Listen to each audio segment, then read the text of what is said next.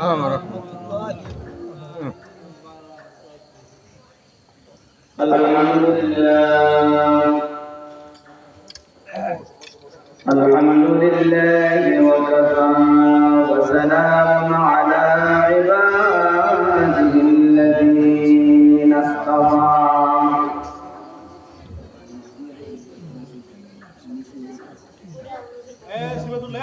أما بعد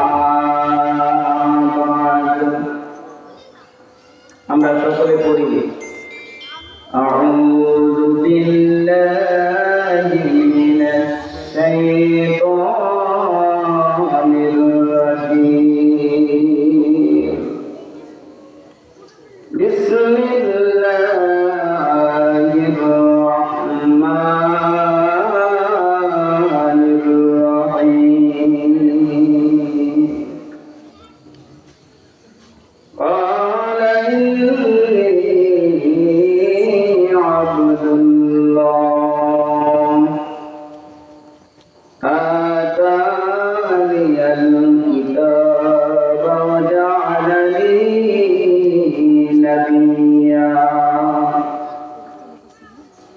وجعلني مباركا أينما كنت وأوصاني بالصلاة والزكاة ما دمت حيا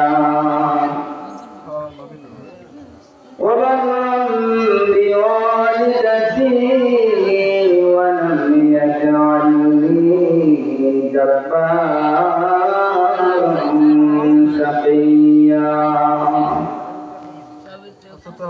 صدق الله العظيم وقال رسول الله صلى الله عليه وسلم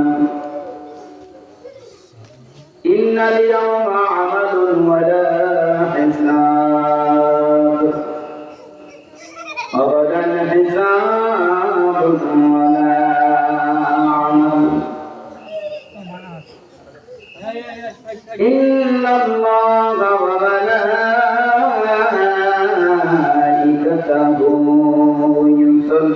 يصلون على النبي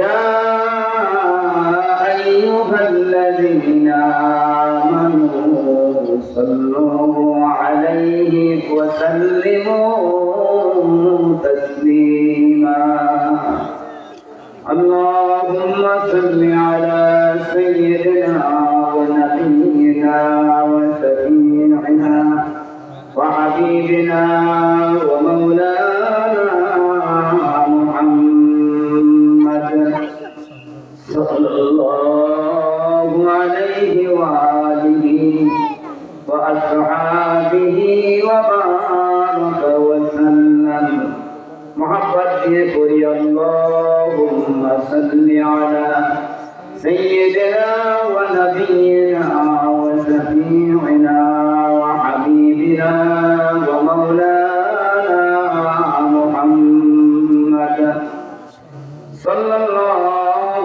عليه وآله وأصحابه وبارك وسلم আমরা সকলে পড়ি আলহামদুলিল্লাহ আলহামদুলিল্লাহ আরো জোরে পড়ি আলহামদুলিল্লাহ আলহামদুলিল্লাহ। দুরূদ শরীফ পড়ার জন্য আল্লাহ রাব্বুল আলামিন পবিত্র কোরআনে ঘোষণা করেছেন অবশ্যই আমি আল্লাহ এবং আমার ফেরেশতারা আমার হাবিবের প্রতি রহমত পাঠাই দরুদ করি। এই কথা বলার পরই আল্লাহ রাব্বুল আলামিন বলেন ও ঈমানদার বান্দাগণ যেই নবীর প্রতি আমি এবং আমার ফেরেশতারা দরুদ করি তোমরাও সেই নবীর প্রতি দরুদ পড়ো আর নবীকে সালাম জানাও। জোরে বলেন সুবহানাল্লাহ।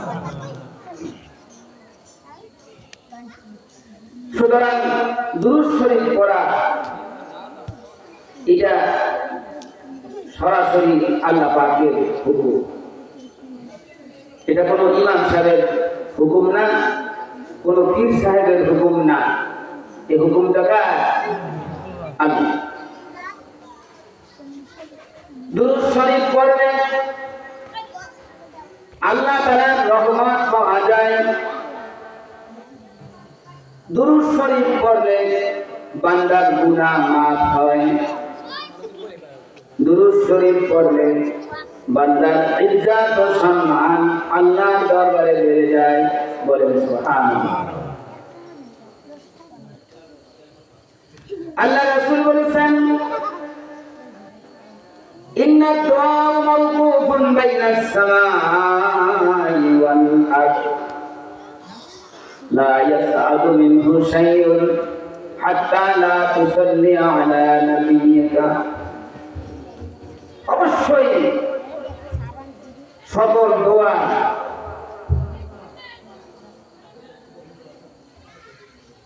সকল ইবাদত জিকির আজকার তাসবিহ তাহলিল নামাজ সমস্ত ইবাদত বন্দেগী আসমান এবং জমিনের মধ্যবর্তী স্থানে হ্যাঙ্গিং থাকে, ঝুলন্ত থাকে।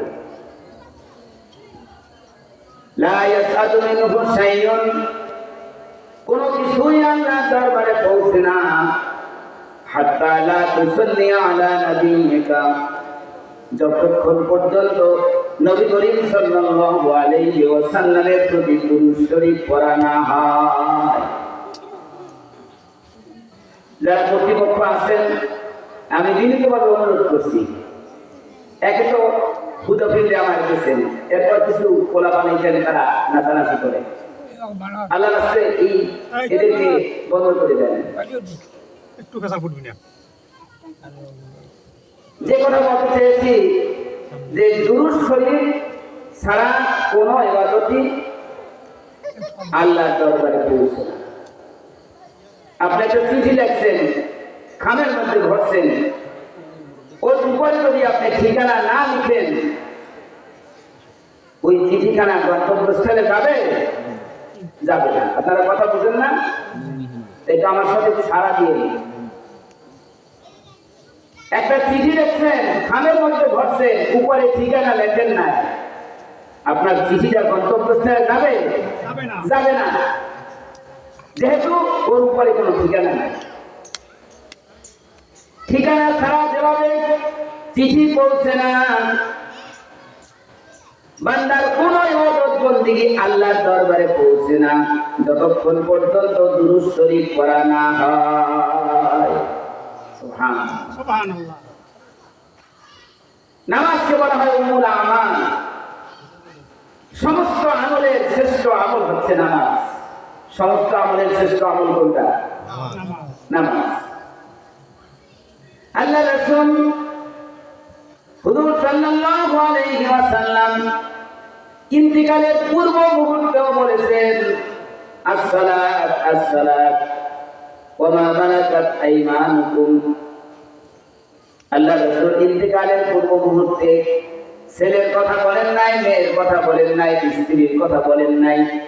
ওই অন্তিম মুহূর্তেও তিনি বলেছেন, সাবধান, নামাজ নামাজ নামাজ।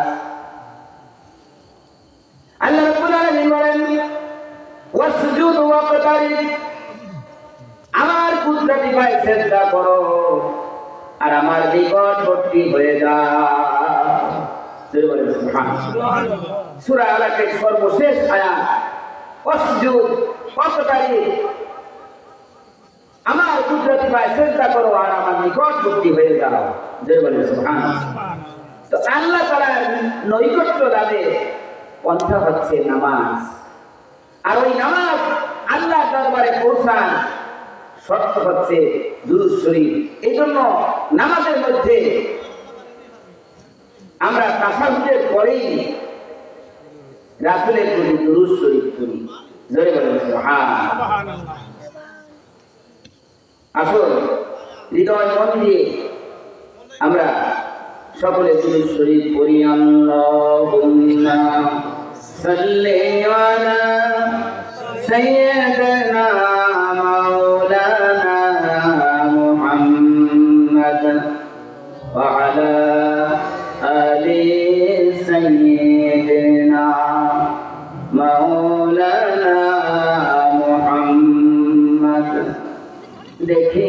তোমারে আমরা দুই নয়নে কোনদিন হাসরে কি পাব দেখা ওহে রহমাতুল লিল আলামিন আল্লাহুম্মা সাল্লি আলা সাইয়্যিদিনা মাওলানা মুহাম্মদ ওয়া আলা আলি সাইয়্যিদিনা মুহাম্মদ। দুরূদ শরীফ পড়েছি, মাঝখানে কাসিদা পড়েছি, কবিতা পড়েছি।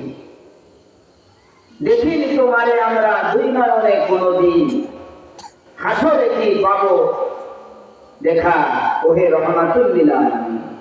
জোরে বলেন সুবহানাল্লাহ। আল্লাহ রাসূলকে বলা হয় রহমাতুল লিল আলামিন। এটা আমার কথা না, ওই আরশে আজিমের মালিক আল্লাহর কথা। ওমা আরসালনাকা ইল্লা রাহমাতাল লিল আলামিন। ও আমার হাবিব রে, ও আমার দোস্ত রে, আমি আপনাকে কুল কায়নাতের জন্য, গোটা বিশ্ববাসীর জন্য আশীর্বাদ স্বরূপ, রহমত স্বরূপ প্রেরণ করেছি। জোরে জোরে বলেন সুবহানাল্লাহ। আল্লাহ রাসূল রাহমাতুল লিল আলামিন, গোটা বিশ্ববাসীর জন্য রহমত, আশীর্বাদ, আশীষ পূর্ণ। জোরে বলেন সুবহানাল্লাহ। হযরত জাবের রাদিয়াল্লাহু তাআলা আনহু রাসূল পাক সাল্লাল্লাহু আলাইহি ওয়াসাল্লামের একজন বিশিষ্ট সাহাবী। কোন সাহাবীর নাম বলছি বলেন তো? মোবাইল শুনে। হযরত জাবের রাদিয়াল্লাহু তাআলা আনহু। একটু খেয়াল দিয়ে শুনতে হবে। কোরআন হাদিসের কথা খেয়াল দিয়ে শোনা, এটা হুকুম দেখা আল্লাহ। আল্লাহ রাব্বুল আলামিন বলেন, وَإِذَا قُرِئَ الْقُرْآنُ فَاسْتَمِعُوا لَهُ وَأَنصِتُوا لَعَلَّكُمْ تُرْحَمُونَ।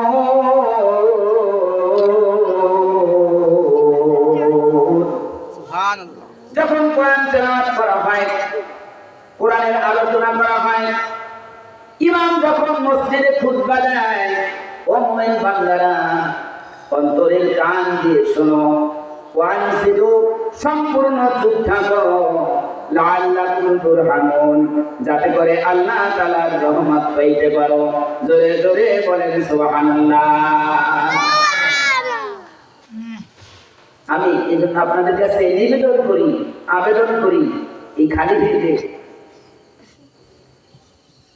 যতটুকু আলোচনা হয়, এই আলোচনা যদি কোরআনের হয়, এটা আপনাকে শুনতে হবে, চুপ থাকতে হবে। হুকুম দেখা। হ্যাঁ, আলোচনা যদি যশোর মসজিদের হুজুরের ব্যক্তিগত হয়, এই আলোচনা আপনার শোনা লাগবে না, আপনি চলে যেতে পারবেন, আপনার কোনো গুনাহ হবে না। কিন্তু আলোচনাটা যদি কোরআনের হয়, সেই ব্যক্তি ছোট না বড়, কালো না সুন্দর, লম্বা না খাটো, এটা বিবেচনা করা যাবে না। মনে করতে হবে এটা একটা সংবাদ, কথাটা হচ্ছে আল্লাহ, কথা ঠিক কিনা?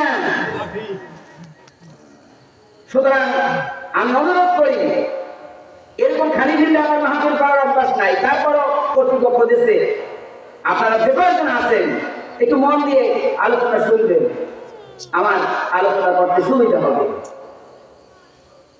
একজন সাহাবীর নাম বলেছি, কার নাম বলেন তো? হযরত জাবের রাদিয়াল্লাহু তাআলা আনহু। সাহাবীদের নাম শুনলে বলতে হয় কি? রাদিয়াল্লাহু আনহু। এই জাবের রাদিয়াল্লাহু তাআলা আনহু ইসলামের জন্য শাহাদাত বরণ করেছেন, নিজের জীবনকে দিয়ে গেছেন। একজন শহীদের কত মর্যাদা! আল্লাহ রাব্বুল আলামিন বলেন, ওয়ালা তাকুনু يقتل في سبيل الله أموات بل أحياء ولكن لا تشعرون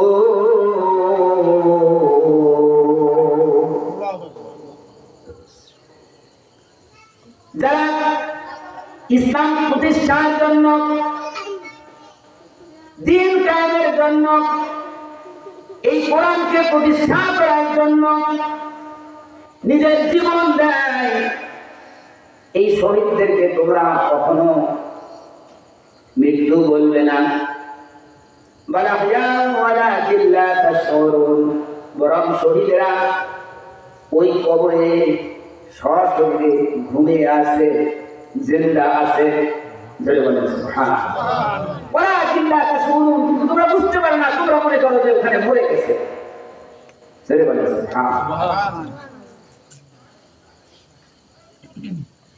লক্ষ লক্ষ মানুষ জীবনের জন্য, দিনের জন্য, ইসলামের জন্য জীবন দিয়েছেন। এর ভিতরে অন্যতম একজন শহীদ হচ্ছেন হযরত জাবের রাদিয়াল্লাহু তাআলা আনহু, যার লাশ প্রায় ১,৫০০ বছর পরে, প্রায় ১৫০০ বছর পরে ইরাকের গাজদা নদীর কিনার থেকে আবার নতুন ভাবে উঠাইয়া দাফন করা হয়েছে। একটু পচে নাই, গলে নাই। জোরে বলেন সুবহানাল্লাহ। হযরত জাবের রাদিয়াল্লাহু তাআলা আনহু বলেন, এক যুদ্ধক্ষেত্রে নামাজের সময় হয়েছে। আল্লাহ রাসূল বললেন, ও মুজাহিদ ভাইরা, তোমাদের কাছে পানি আসেনি, নামাজের সময় হয়েছে, আমার উযু করা লাগবে। নামাজ পড়তে হলে উযু লাগবে কিনা? কথা বলেন না কেন? নামাজ পড়তে হইলে উযু লাগবে। হুকুমটা কার? আল্লাহ। আল্লাহ রাব্বুল আলামিন বলেন, ইযা কুনতুম ইলাস সালাতি ফাগসিলু ওজুহাকুম ওয়া আইদিয়াকুম ইলাল মারাফিকি ওয়ামসাহু বিরুউসিকুম ওয়া আরজুলাকুম ইলাল কাবাইন। যখন তোমরা নামাজ পড়তে যাও, তোমাদের চেহারাগুলি ধৌত করে নাও, হাতের কনুই সহ ধৌত করো, মাথা নাচাও করো, পায়ের টাকনু দিয়ে সহ ধৌত করো। উযুর ফরজ কয়টি? ৪টি। হুকুম কার? আল্লাহ। রাসূল পাক সাল্লাল্লাহু আলাইহি ওয়াসাল্লামকে সাহাবীরা প্রশ্ন করেছেন, ইয়া রাসূলুল্লাহ, ইয়া হাবিবাল্লাহ, কিয়ামতের মাঠে লক্ষ লক্ষ পয়গাম্বার, নবী রাসূল, আবার প্রত্যেক নবী রাসূলের অসংখ্য অগণিত উম্মত, এই কোটি কোটি অসংখ্য অগণিত মানুষের মধ্যে আপনার উম্মতদেরকে আপনি কিভাবে শনাক্ত করবেন, ফাইন্ড আউট করবেন, কিভাবে চিনবেন? আল্লাহ রাসূল বললেন, আমার উম্মতের উপরে ৫ ওয়াক্ত নামাজ ফরজ ছিল। নামাজের জন্য তারা তাদের চেহারা ধৌত করেছে, হাত ধৌত করেছে, মাথা মাথাও করেছে, পাও ধৌত করেছে। গুররাম মুহাজ্জিরিনা মিন আসারিল উযু, তাদের উযুর স্থানগুলি পূর্ণিমার চাঁদের মতো ঝিকমিক ঝিকমিক করতে থাকবে। ওই অবস্থায় গিয়া আমি আমার উম্মতদেরকে আমার কাতার মুক্ত করব। বলেন সুবহানাল্লাহ। রাসূল পাক সাল্লাল্লাহু আলাইহি ওয়াসাল্লাম মিরাজ থেকে এসে হযরত বিলালকে বললেন, বিলাল, তুমি কি আমল করো? আমি তো এই মিরাজে গিয়েও তোমার খড়মের শব্দ পাইছি, তোমার পায়ের আওয়াজ পাইছি। আমার মনে হয় যেন বিলাল আমার পিছে পিছে আসতেছে। বিলাল, কি আমল করো তুমি? হযরত বিলাল বললেন, ইয়া রাসূলুল্লাহ, ইয়া হাবিবাল্লাহ, আমি তো তেমন কোনো আমল করি না, তবে আমি সদা সর্বদা ওযু অবস্থায় থাকি। জোরে বলেন সুবহানাল্লাহ। কি অবস্থায় থাকে? ওযু অবস্থায়। ভাইজান, উযু অবস্থায় থাকার চেষ্টা করবেন। উযু অবস্থায় যদি আপনি মারা যান, আপনার হিসাব নিকাশ হবে না, আপনি শহীদের মর্যাদা পাবেন। বলেন সুবহানাল্লাহ। যেহেতু আল্লাহ রাব্বুল আলামিন বলেছেন, ইন্নাল্লাহা ইউহিব্বুত তাওয়াবিনা ওয়া ইউহিব্বুল মুতাতাহহিরিন। আল্লাহ তাআলা ওই ব্যক্তিকে ভালোবাসে, পছন্দ করে যে ব্যক্তি নিজের গুনাহের জন্য তওবা করে, পাক পবিত্র থাকে, উযু অবস্থায় থাকে। জোরে জোরে বলেন সুবহানাল্লাহ।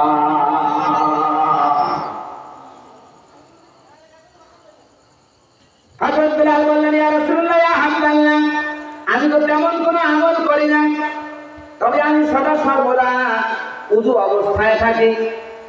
যখন প্রাকৃতিক কারণে আমার উযু চলে যায়, আমি নতুন করিয়া উযু করি। আল্লাহ তাআলা যে আমাকে আবার উযু করার তৌফিক দিলেন, পবিত্র হওয়ার তৌফিক দিলেন, এজন্য শুকরাতান 2 রাকাত তাহিয়াতুল উযুর নামাজ পড়ি। জোরে জোরে বলেন সুবহানাল্লাহ।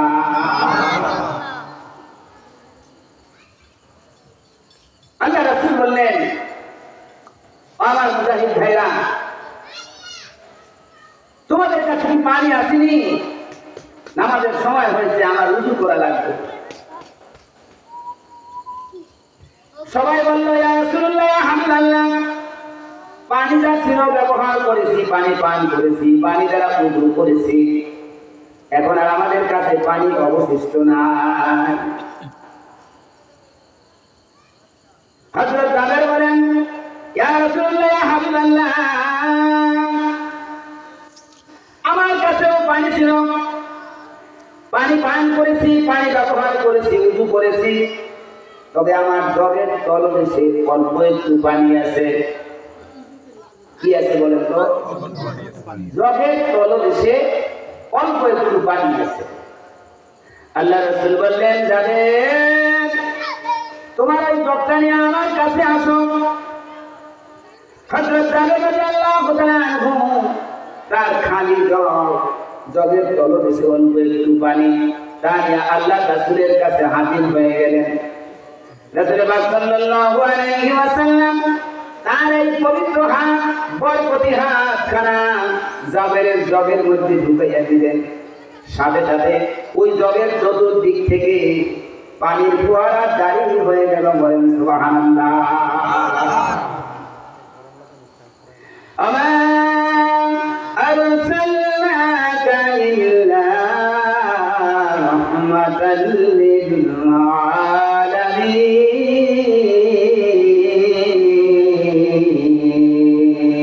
সুবহানাল্লাহ। আল্লাহ রাসূল বললেন, ও মুজাহিদ ভাইরা, তোমাদের যাদের প্রয়োজন এখান থেকে উযু করে নাও। তোমাদের যাদের প্রয়োজন তোমাদের শূন্য পাত্রগুলি পানি দ্বারা পরিপূর্ণ করে নাও। জোরে জোরে বলেন সুবহানাল্লাহ। এটার নাম হচ্ছে রাহমাতুল লিল আলামিন। খালি জগের মধ্যে হাত দিল, চতুর্দিক থেকে পানি ফোয়ারা জারি হয়ে গেল। সুবহানাল্লাহ। শত শত মুজাহিদ ওখান থেকে উযু করলেন, তাদের শূন্য পাত্রগুলি পানি দিয়ে পরিপূর্ণ করে দিলে। সুবহানাল্লাহ। দেখিনি তোমারে আমরা দুই নয়নে কোনদিন, হাসরে কি পাবো দেখা, ওই রাহমাতুল লিল আলামিন। আল্লাহুম্মা সাল্লি আলা সাইয়্যিদিনা মাওলানা মুহাম্মদ ওয়া আলা আলি সাইয়্যিদিনা মাওলানা মুহাম্মদ। মোহাম্মদ কে পরি বালাগাল উলা বিকামালিহি কাশাফাত দুজা বিজামালিহি حسنت جميع خصاله صلوا عليه وآله وشكره بلغ العلا بكماله كشف الدجى بجماله حسنت جميع خصاله صلوا عليه وآله আল্লাহকে যে পাইতে চান হযরতকে ভালোবেসে আল্লাহকে যে পাইতে চান হযরতকে ভালোবেসে আরশ কুরসি লৌহে কলম না চাইতে পেয়েছে সে বালাগালোরা বিকামালিহি কশফত দুজা বিজামালিহি حسنت جميع خصاله صلوا عليه وآله আমরা সকলে বলি আলহামদুলিল্লাহ আলহামদুলিল্লাহ আর জোরে বলি আলহামদুলিল্লাহ বরগুনা সদর উপজেলা 9 নং এম বালিয়াতলী ইউনিয়নের জেলখানা গ্রাম মরহুম আব্দুল হামিদ রব্বানি স্টোরের মালিক তার বাড়ি এই মসজিদের সংলগ্ন ঈদগাহ মাঠে আজকে এই বেহেশতের বাগানে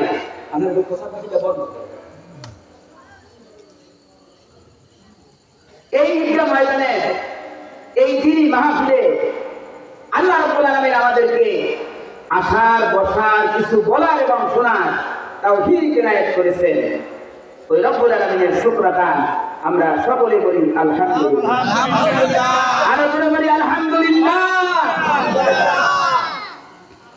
সদা সর্বদা আল্লাহ রাব্বুল আলামিনের শুকর আদায় করতে হবে সব সময় চিন্তা করতে হবে আমার থেকেও দুরবস্থার ভিতরে মানুষ আছে কি বলেন আছে না কত মানুষ হাসপাতালে আছে কত মানুষ বরগুনা জেলখানায় আছে কত মানুষ যুদ্ধ বিগ্রহগ্রস্ত দেশের ভিতরে আছে রাশিয়া ইউক্রেন যুদ্ধ চলে ফিলিস্তিনে যুদ্ধ চলে এরকম বিশ্বের বহু স্থানে অশান্তির আগুন দাউ দাউ করে জ্বলতেছে ওই সমস্ত এরিয়ার মানুষগুলো তারা কি অবস্থায় আছে আর আমরা বাংলাদেশের সর্বদক্ষিণে জেলা বরগুনা জেলার সর্বদক্ষিণে পায়রা নদীর তীরে এই নিরিবিলি স্থানে আল্লাহকে স্মরণ করতেছি দিনের আলাপ আলোচনা করতেছি শুনতেছি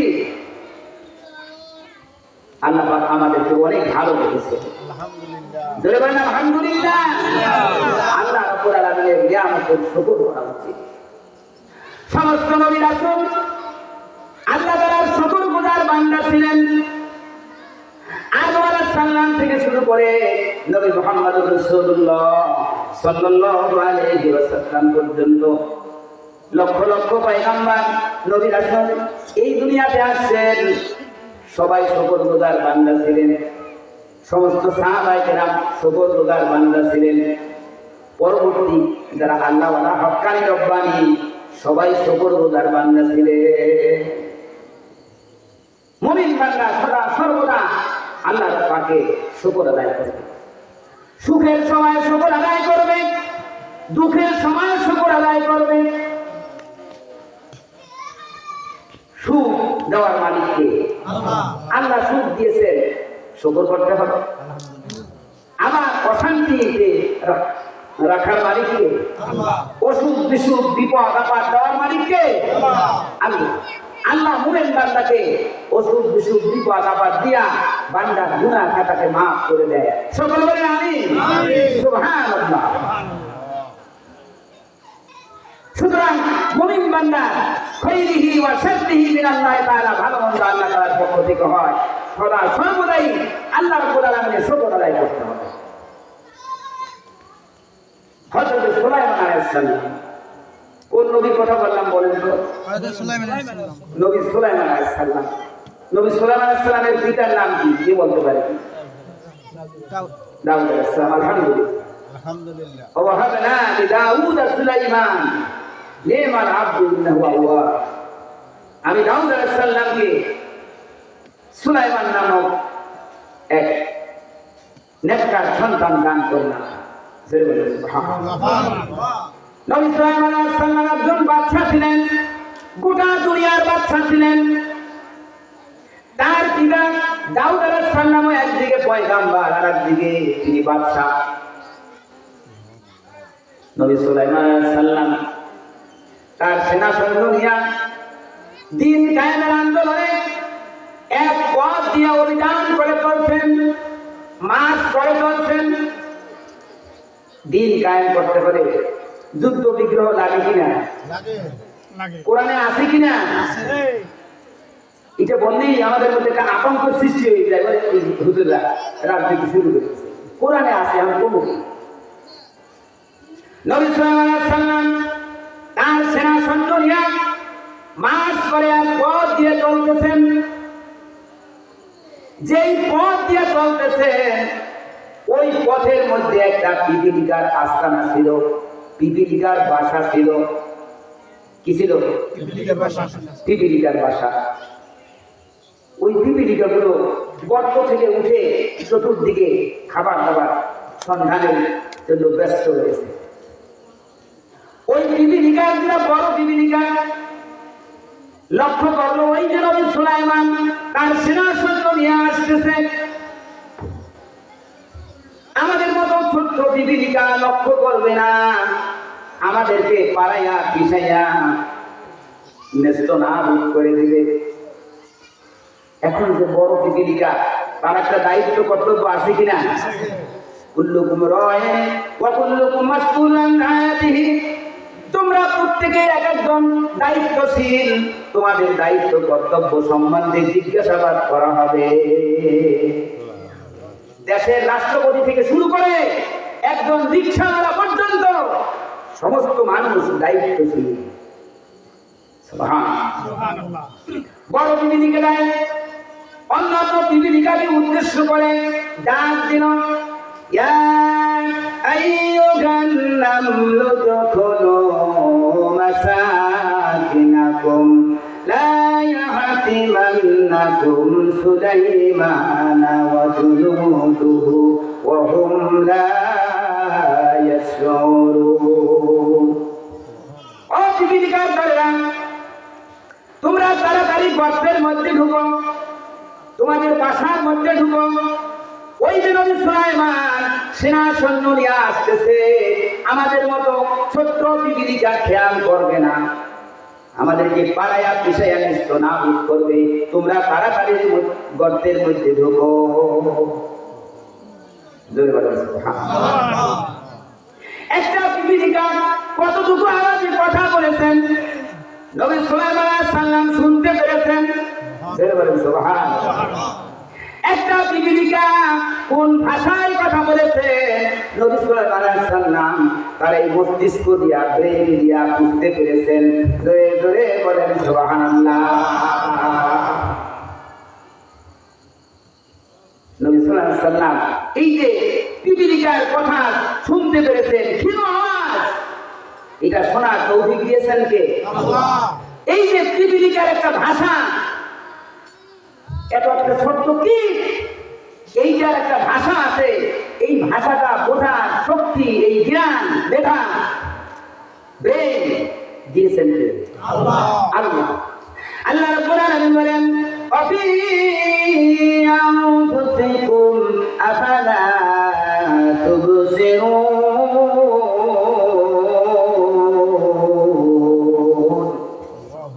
বান্দারে, তুমি একটু নিজের দিকে খেয়াল করো, তোমার এই 3.5 বডির মধ্যে আমি কত মূল্যবান কোটি কোটি টাকার পাস সংযোজন করে দিয়েছি। জোরে জোরে বলেন সুবহানাল্লাহ। আল্লাহু আকবার। আল্লাহু আকবার। তো নবী সাল্লাল্লাহু আলাইহি ওয়াসাল্লাম শুনতে পেরেছেন, বুঝতে পেরেছেন, এই ক্ষমতা দান করেছেন কে? আল্লাহ। আল্লাহ। এই নিয়ামতে শুকর করতে হবে কিনা? অনেক মানুষ আছে কান আছে ঠিকই কিন্তু শোনে না। অনেক মানুষ আছে তার মাথা আছে কিন্তু তার বুঝ শক্তি নাই। বুঝ শক্তি দেওয়ার মালিক কে? আল্লাহ। আমার ইমিডিয়েট ছোট ভাই, আমার সে 1 হাত উঁচু, আমার 2টার মতো হবে সে, সমস্ত অঙ্গ প্রত্যঙ্গ ভালো আছে, বিবাহ করেছে, আল্লাহ বাচ্চা কাচ্চাও দিয়েছে, নাতিও হয়েছে তার, কিন্তু তার সব ঠিক আছে, শুধু হেড অফিসটা ঠিক নেই। এই জন্য মানুষ তাকে বলে পাগল। ব্রেনটা কত বুদ্ধি, এরকম আল্লাহ কত নিয়ামত এই 3.5 গরিব ভিতরে দিয়েছে। নবী সাল্লাল্লাহু আলাইহি ওয়াসাল্লাম ছোট্ট বিবিকার ক্ষীণ আওয়াজ শুনতে পেরেছেন, বুঝতে পেরেছেন, এই জন্য আল্লাহর দরবারে শুকর করেছেন। জোরে জোরে বলেন সুবহানাল্লাহ। রব্বি আউযিনি আন আশকুরা নি'মাতাকাল্লাতী আন'আমতা আলাইয়া ওয়া আলা ওয়ালিদাইয়া ওয়া আন আ'মালা সালিহান তারদা। জোরে জোরে বলেন সুবহানাল্লাহ। আল্লাহ আপনার কত নিয়ামত আমার প্রতি, আপনার কত নিয়ামত আমার পিতা দাউদ আলাইহিস সালামের প্রতি। আমার পিতা দাউদ একদিকে পয়গম্বর, আর একদিকে তিনি নবী, তিনি রাষ্ট্রপতি বাদশা, আবার আমিও পয়গম্বর নবী, আমি সারা পৃথিবীর বাদশা। আল্লাহ আমার প্রতি, আমার পরিবারের প্রতি, আমার পিতা মাতার প্রতি আপনার কত অবদান। পরওয়ারদিগার, আপনার এই নিয়ামতের জন্য আমি শুকর আদায় করতে পারি, আমাকে সেই তৌফিক দান করেন, বলেন সুবহানাল্লাহ। সমস্ত নবী রাসূল শুকরগুজার বান্দা ছিলেন, জোরে বলেন সুবহানাল্লাহ। হযরত ইব্রাহিম আলাইহিস সালাম মুসলিম জাতির পিতা। মুসলিম জাতির পিতা কে? আপনারা বলছেন যে মাঠের লোকজন স্বীকার করে না। ইব্রাহিম আলাইহিস সালাম মুসলিম জাতির পিতা কে? ওই পিছনের শিখাইয়া দেওয়া ও কথাগুলো ভুলে যান। যার কোনো চরিত্র নাই সে মুসলিম জাতির পিতা হতে পারে না। মুসলিম জাতির পিতা ইব্রাহিম আলাইহিস সালাম। জোরে বলেন সুবহানাল্লাহ। আমার অত্যন্ত আনন্দ লাগে, মাঝে মাঝে ঢাকা যায় প্রোগ্রামে, ওই যে পদ্মা ব্রিজ, ওর মাঝে মাঝে সাইনবোর্ড দেওয়া আছে, টোল প্লাজা আছে, ওখানে বড় অক্ষরে লেখা দেখতাম জাতির জনক অমুক তমুক। এখন নাই, এখন সেখানে লেখা জাতির জনক, জাতির পিতা ইব্রাহিম আলাইহিস সালাম এক্সপ্রেস ওয়ে, জাতির পিতা ইব্রাহিম আলাইহিস সালাম মহাসড়ক। জোরে বলেন সুবহানাল্লাহ। আল্লাহ যদি এইভাবে পর্যায়ক্রমে এই দেশটাকে এই কোরআনের জন্য, আল্লাহর দ্বীনের জন্য কবুল করে, সকল বলেন